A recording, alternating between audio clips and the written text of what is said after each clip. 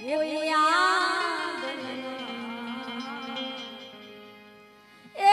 રખંદારે કોઈ યાદ તું જેને ગોતી રહ્યો છે એ તું પોતે છે અજ્ઞાનીને આંધળો ઈ તો અળગો અળગો ગોતે બોલે ઈ બીજો નહીં પરમેશ્વર છે પોતે અજ્ઞાનીને આંધળો માણસ ઈ તો છેટે છે પેલા જ ભાઈએ રાજુભાઈએ ગાયું સવારામ બાપા કે સુરતા સુઘડને સમેટે તો એના ઘટમાં સાહેબ ભેટે બહુ સરસ ટૂંકામાં એને કહી દીધું પણ એનો સત્સંગ તો બહુ લાંબો છે એને સમજવો તો એનથી લાંબો છે મીરાબાઈ કે મેં 3 જન્મ લીધા મીરાબાઈ કે પાયો જી મેને કેવું રતન પાયું રામ રતન ધન પાયો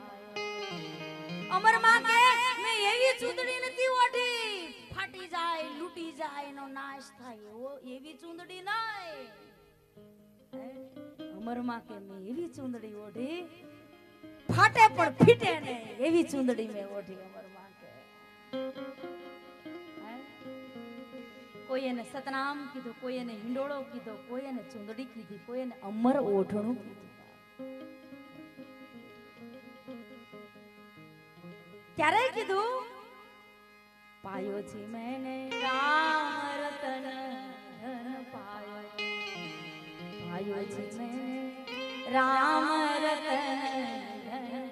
મીરાબાઈ કહે કે જન્મ જન્મ કૃષ્ણ કૃષ્ણ પ્રીતમ પ્રીતમ પ્રીતમ પ્રીતમ જન્મ જન્મ ત્યારે મને રોહિદાસ ચમાર મળ્યા ને મેં રોહિદાસ ચમાર ને કીધું કે એ બાપા ઘડી બેસી જાવ આ લોકોની સુરતા અહીંયા ડિસ્ટર્બ પડે બાપા મીરાબાઈ કે છે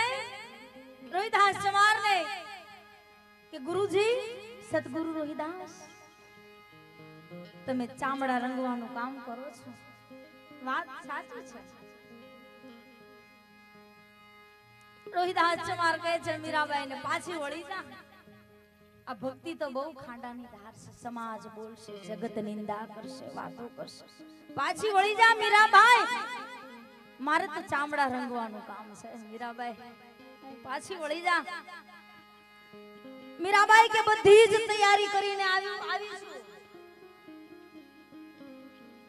જન્મ જન્મ થી કમાણી કરીને આવી છું તમારે ચામડા રંગવાનું કામ છે તો મને ખબર છે પણ આ પંચ તત્વનું ચામડું એક પંચભૂતનો મારો દેહ બન્યો છે ને